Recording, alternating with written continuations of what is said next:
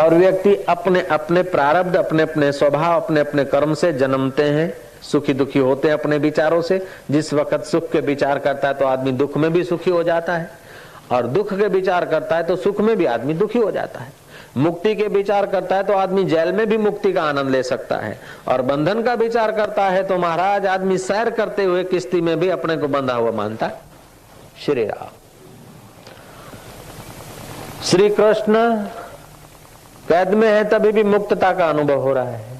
बुद्ध पुरुष ज्ञानवान जेल में भी बैठे रहे, मान लो कोई उनको कोई ऐसे कारण से उन्होंने करा या प्रकृति दोष से उनको सजा भी आ गई और जेल में भी बैठे हैं, तो मुक्त आदमी जेल में भी मुक्त है, और बंधन वाला तो हवाई जहाज में भी बंधा हुआ है। श्री राम। तो विचारों में बड़ी शक्ति है।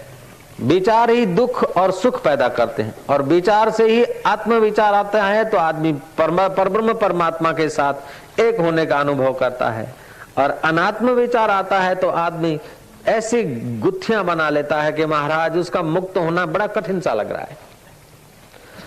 आदमी अपने भाग्य का आप विधाता है, जैसा जिस वक्त विचार करता है ऐसा वो हो जाता है। घृणा के, हिंसा के, खिन्नता के विचार करने से ब्लड पर भी वैसे ही प्रभाव पड़ जाता है। मैं बीमार हूं, मैं चिंतित हूं, मेरा दुनिया में कोई नहीं, मैं अभागा हूं, हाय रे हाय हवे मारू शू थशे, ऐसे विचार मात्र से उसका दुर्भाग्य चालू हो जाता है। जो हो गया है सब सपना है, जो हो रहा है वो देख रहे, जो होगा वो देखा जाएगा, हम है अपने आप खुदा के बाप, हरि ओम तत्सत, बीजू बधु गप सप।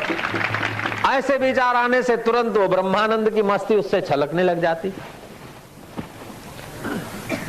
ओम ओम ओम ढेजारे दुश्मन जी दुआ वणन सज्जन जू गारियों थी। जिसको आप सज्जन मानते उसकी गाली भी आपके अंदर में आनंद पैदा कर देती है, और जिसको आप दुश्मन मानते उसकी दुआ भी अंदर में परेशानी पैदा कर देती है। ठीक है कि नहीं? शादी के दिनों में देखो, शेर की, सवा शेर की, 1.5 शेर की मिलती है, तभी भी हंसते हैं, मजा देते। अगर गाली में दुख होता तो शादी विवाह में जो होता है ना, गालियां देते हैं ना विनोद, तो वहां दुख होना चाहिए। गाली में दुख नहीं है और धन्यवाद में सुख नहीं है। तुम जिस वक्त जिस ढंग से लेते हो उस ढंग से आपको महसूस होता है, तो आप कितने स्वतंत्र हो। श्री राम।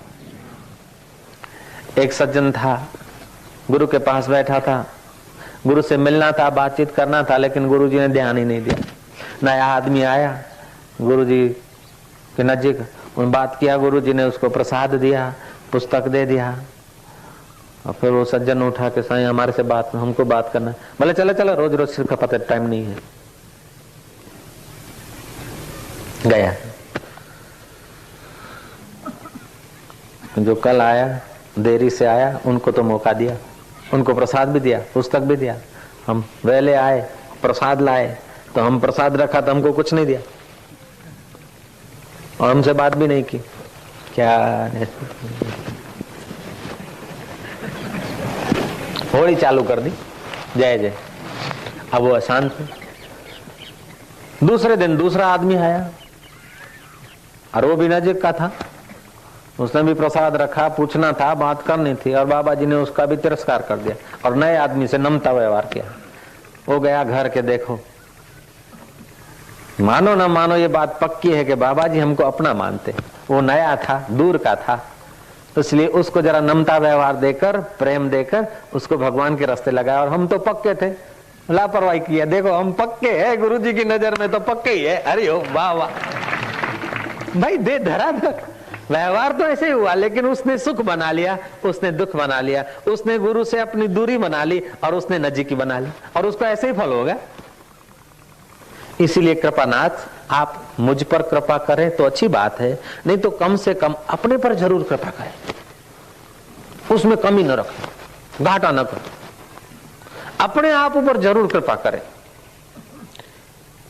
कि नकारात्मक विचार, दुख पैदा करने वाले विचार, घृणा पैदा करने वाले विचारों को आप हृदय में जगह न दें।